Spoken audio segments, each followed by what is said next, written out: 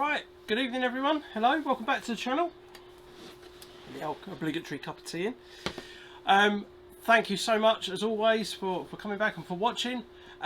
First things first, before we get into anything, massive shout out to Global Preppers Network, Dave, and all the members on there.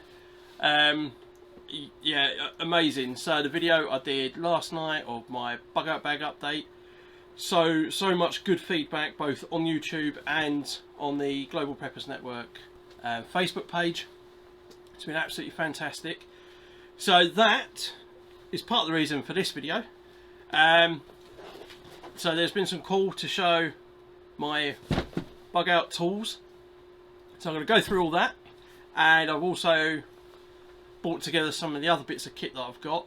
In particular, another bag, which was something that came up on the Global Preppers Network page yesterday. So I'm going to share that with you as well. Yeah, what can I say? You guys kind of gave me an extra 4 subs on my Facebook page, which is just amazing.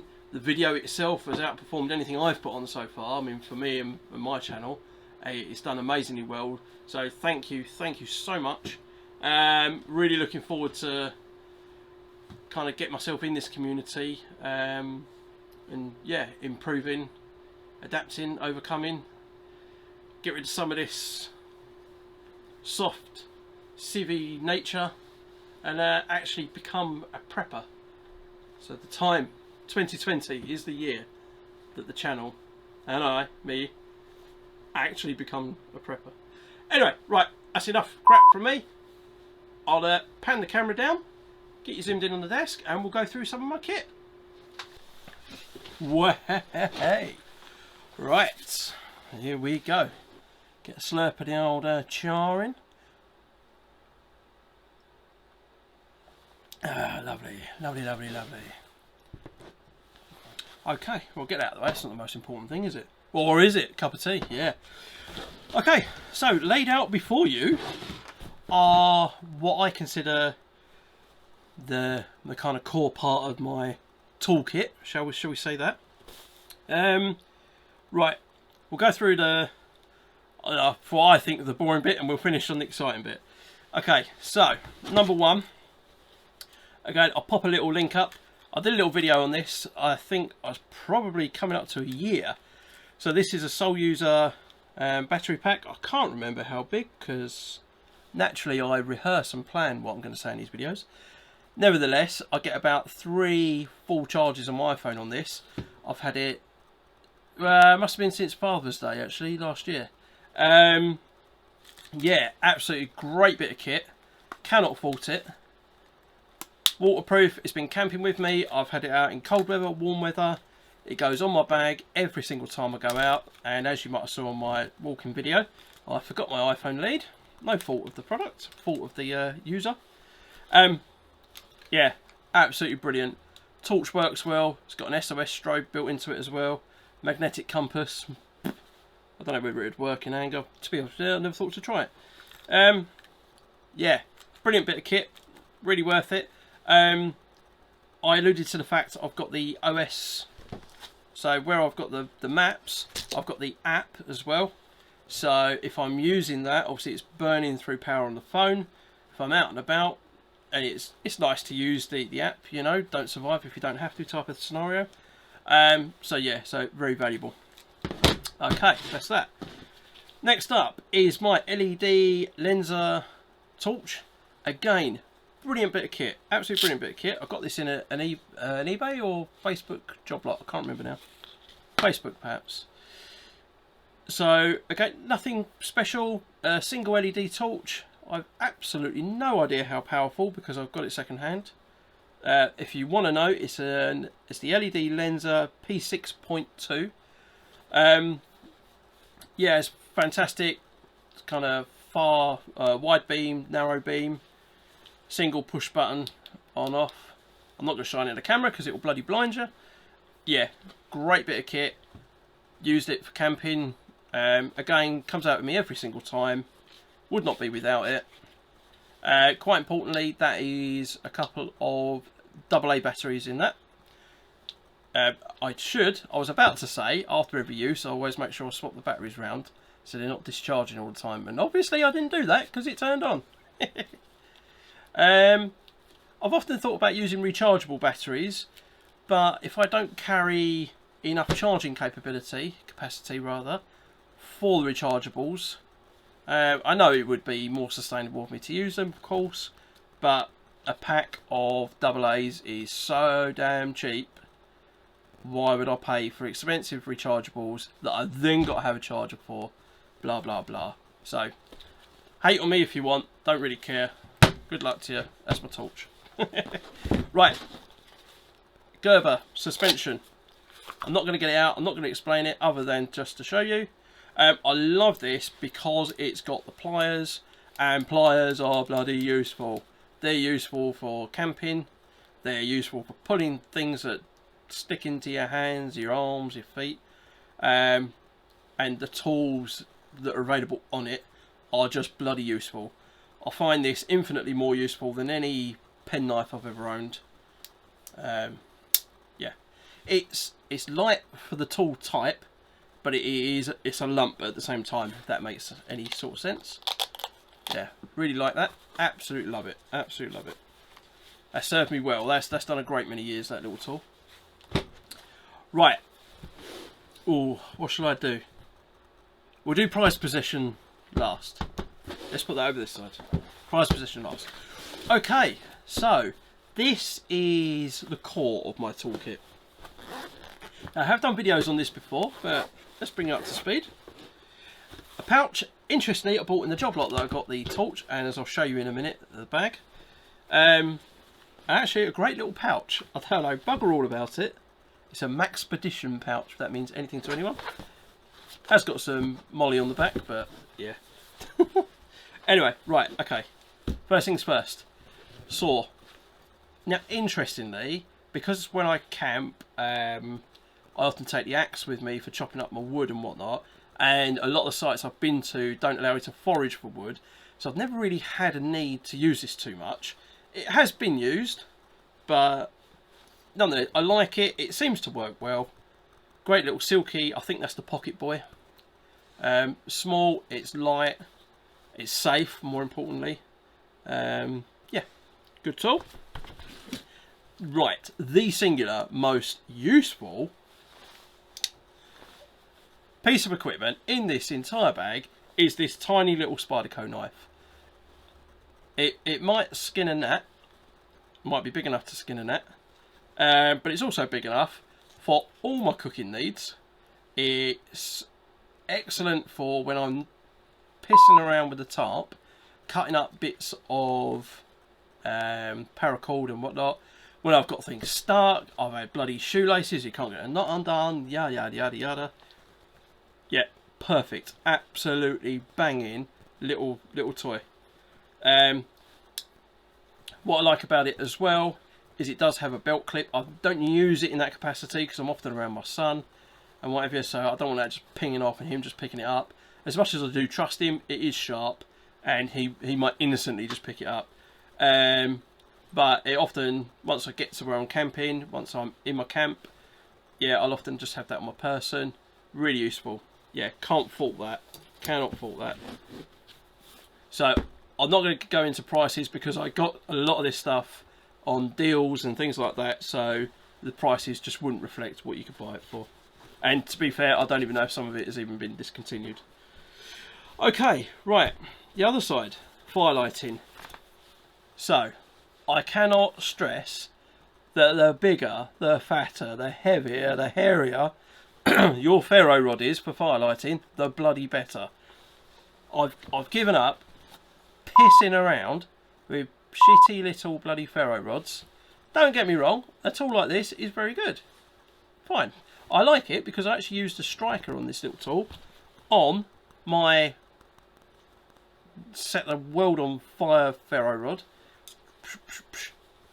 This thing just fires out sparks like a bloody angle grinder. It's brilliant, absolutely brilliant. I use it every single time I go camping. I practice with it. I make sure I know how to bloody use it, because if there's one thing I want to guarantee, if I am stuck out in the wilderness, aside from probably die of dehydration, but you know, we'll skip over that. And I can start a fire, and I have security, I have warmth, and I have a means of cooking, assuming obviously I've got any food to cook. So yeah, getting a bit excited about that. I apologise, but there you go. Big old rod. I think that's 8mm thick. Just to give you an idea, there's my finger. There's the ferro rod. Big old beast. Right, okay, very quickly then, this little thing. Dual purpose. So on one hand, it is a striker for the rod.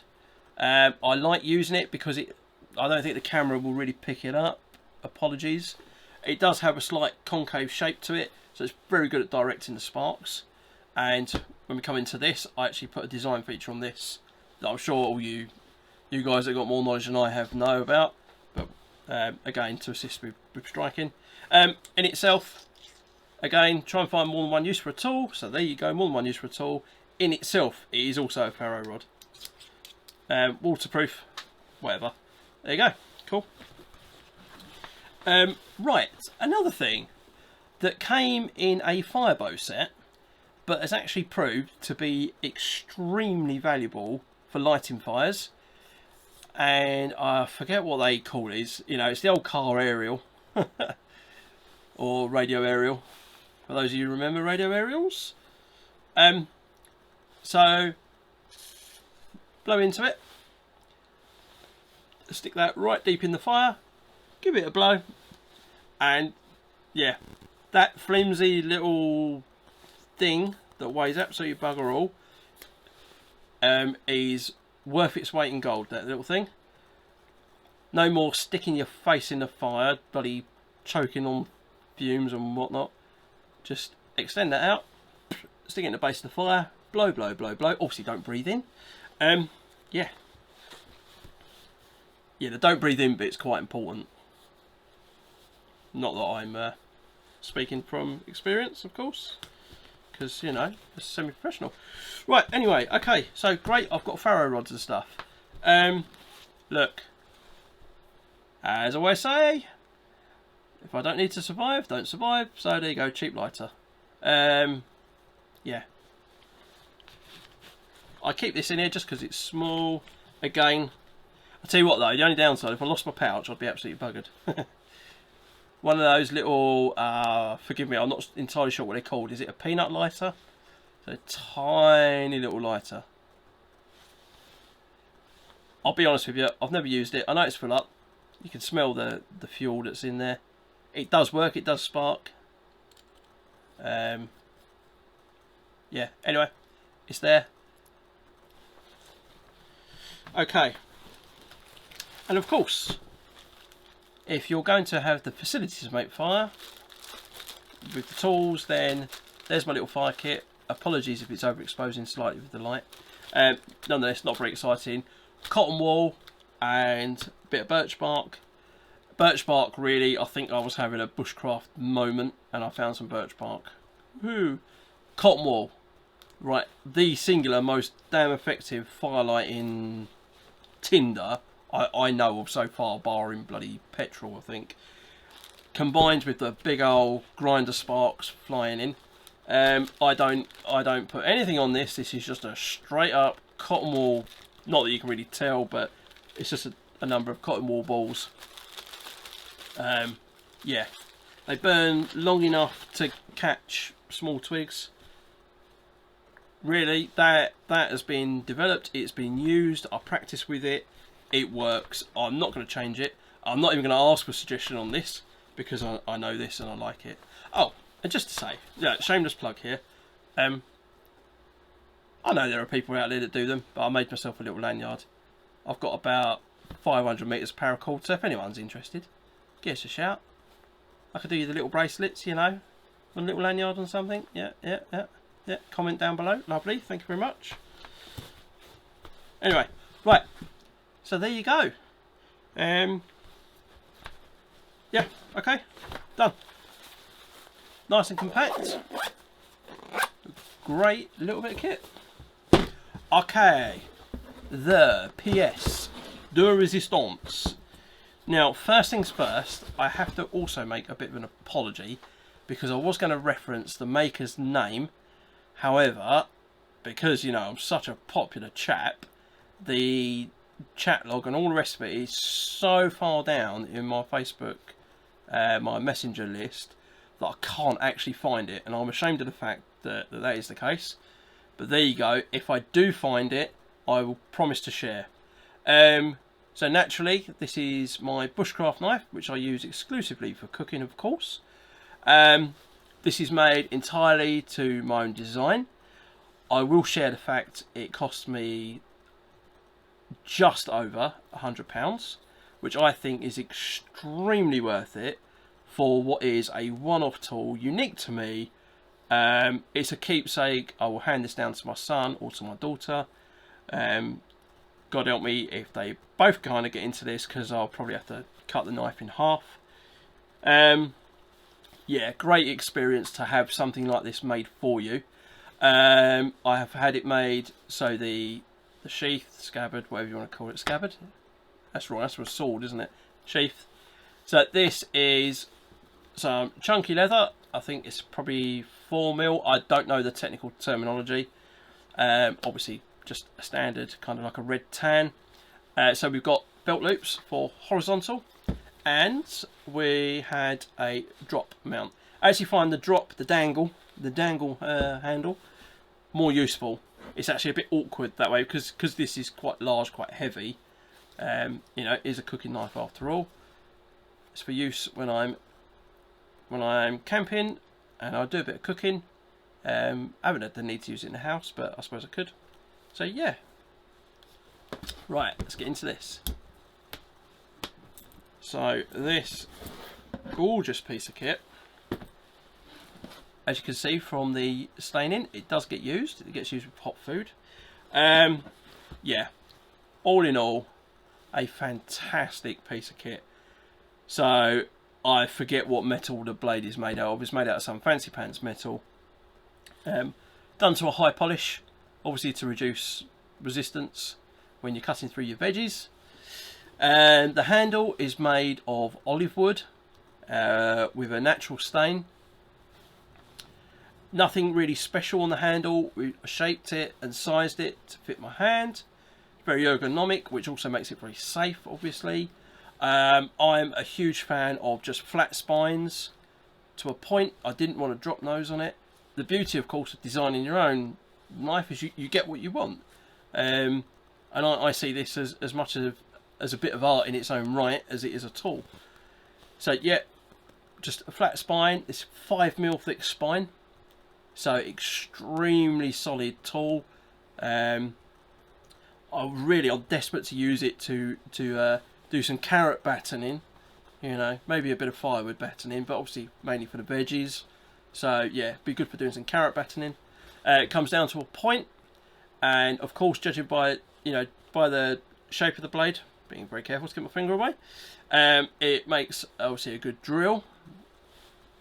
Of course, because you spec your own knife, so I've got my own grind on there. That is, oh god, what type of grind is that? Is it a hollow grind? Is it the one that kind of curves in? I think it's hollow grind. So hollow ground. Yeah, brass pins, of course. So lovely, lovely bit of kit. The chap was based in Wales. If you can make it out, there's his little dragon logo. If anyone knows it, please comment down below. I will do my very best to find the maker's name, because he did a bloody good job. He put up with me being an absolute child, not being patient. Yeah. So that I cannot recommend enough. If you're into it, don't get me wrong, I appreciate this is a bit of a tart part.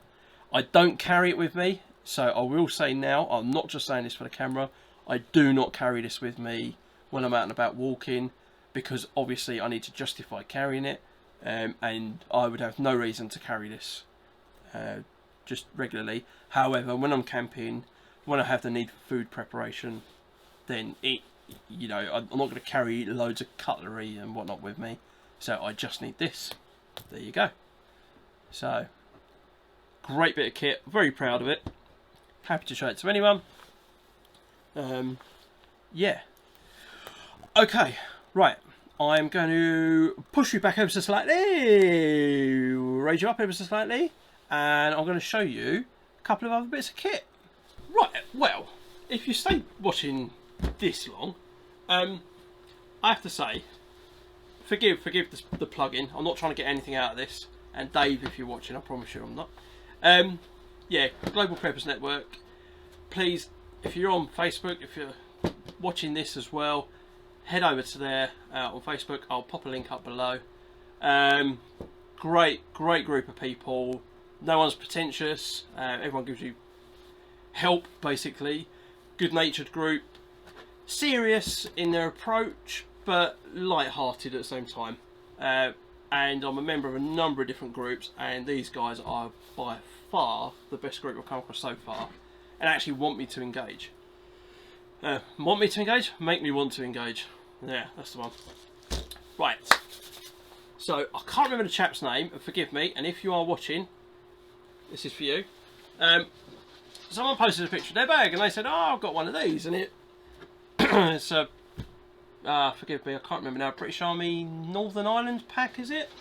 Lo and behold, I happen to have one. Great bag, and I've used this bag for just about over a year. As you can see, I've got an extra bit of pouch on. I'm not going to go into the bag itself. This is a bit more serious when I'm on longer walks and whatever. And of course, this was my primary bag. It's the bag I take when I go camping, etc. So there is some crap on here that I carry for the purposes of being at camp and going on longer distance walks. Namely the tapes and whatnot. So there you go. Anyway, yeah, like I say, I'm not going to go into it. However, I'm sure there's probably a question around, alright, why would I have gone from a really solid, waterproof, slightly larger, arguably more capable bag to a, let's face it, a cheap kind of military imitation bit of kit? And the answer is this, although it's good, it's bloody heavy relative to its carrying capacity, whereas the other bag is super light. And also its age, and it shows in the sense of like straps, the back section and whatever.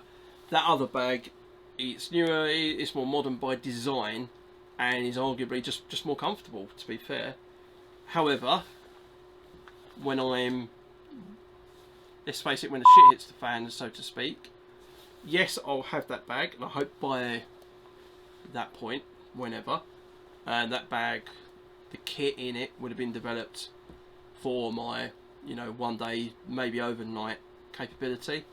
This I will continue to develop, and it will now become my extended kind of capability bag. Yeah, so really just wanted to show you that the other bag, it really is just an evolution. Yeah, oh, more often than not, I am only going on day walks, so I don't need to carry the big old beastie around. If you don't need to, then why do, you know? Yeah, cool. Right, now then, food. On the subject of food. So, I have ordered a whatever, one of those water purification thingamajiggies. I think it's the Soya Mini. Solves water problem. Solves my water problems. Interesting. So, pot noodle. Now, I am a civvy. I've not got military background. I've not got a particularly good knowledge of food and nutrition either, as one can tell. So, there was a pretty strong consensus that pot noodles are absolute crap and pretty much bin them. They're morale food, basically. Look good, but don't actually do you a lot of good. So I was about to throw them, that would have gone everywhere, and I didn't. Right, they're gone. No pot noodle will ever see my Bugout bag again. I promise you that. We're going to try a couple of different food types. There was a bit of a to and fro-in over some sort of bloody bean mix, and another one over doing noodles, like the packs. So what we're going to do, if you've seen any of my previous videos, you'll know I've got a stove. So I'll make it my mission one night for dinner. We're going to go bushcraft style. We're going to go prepper. No, not bushcraft. We're going to go prepper style on dinner. I'm going to do it out here, outside the studio. We'll get the stove lit up, get the saucepan on it, and have a crack at trying this bean mix thingy majiggy, and we'll do noodles. And as Dave, as you suggested, I'll knock up a spice mix, so we'll do noodles with spice mix, and we'll do this other bean thingy majiggy, and see what I like. Really? Okay. Right. I have rambled on so bloody long. I'm sure this video is going to be about half an hour long. Like I say, if you are watching by this point, Bonza, kudos to you for having the mental capacity to listen to my droning voice for this long. Yeah, we've got quite a few things coming up, a few walks coming up. There's an interest from a couple of people now, meeting and doing walks, so I will probably get into that. We've still got to go camping, and I want to do it while we've got crap weather, cold weather specifically, so I can use that bloody stove. I'm going to make modification to my tent, really to make it safer to use the stove. I want to move the stove over to one side. So that's going to mean putting one of those stove jacks in. Yeah. And I think then we go down the route of some formalised training. The bug out vehicle thing is forever ongoing, no update on that. Yeah, that's it. Right, I'm done. Cool. Right, as always, thank you so much for watching. As always, please hit the like button, hit the dislike button, I don't mind. A like or a dislike, whatever. I think I average about 4 likes or dislikes. So, anyway, whatever. Please like, subscribe, and hopefully I will see you somewhere around the weekend. Till next time, thank you. Bye bye.